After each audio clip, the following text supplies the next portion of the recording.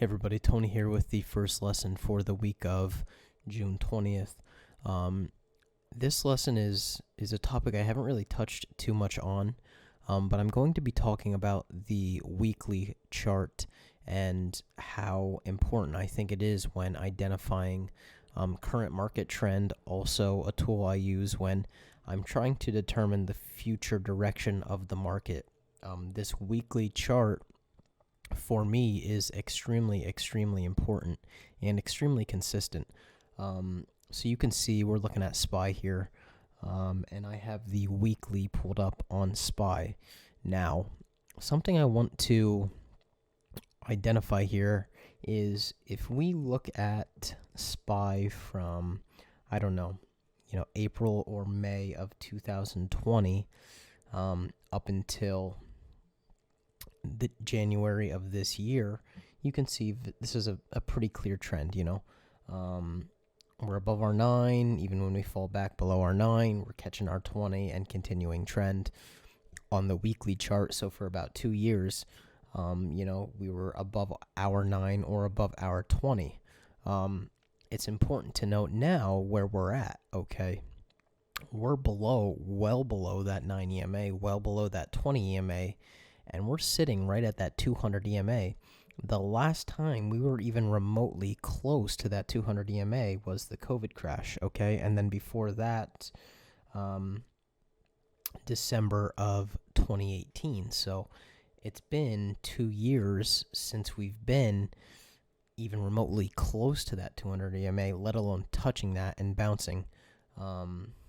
So it's very important to note that we are in a very critical spot.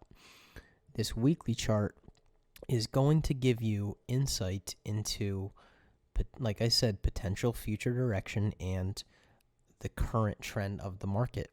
If we fail this 200 EMA, we have a ton of room. Now, this is why, and this is how I got that 360 number that I've been talking about with Hudoc, that 330 number that I've been bringing up, and then even below 300. The reason that I continue to bring that up is because, if we break this 200 EMA, there is a ton of room. We have not been near this 200 EMA, like I said, for 2 years. This is an extremely crucial spot in the market at the moment. If we break this 200 EMA, I would not be surprised if we see 330, 300.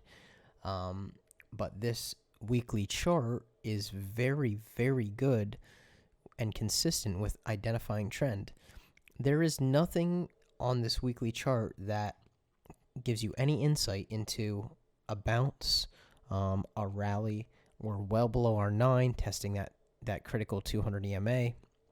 Like I said, we were in, you can see back in April of 2020 how clear and healthy the trend in the market was on SPY.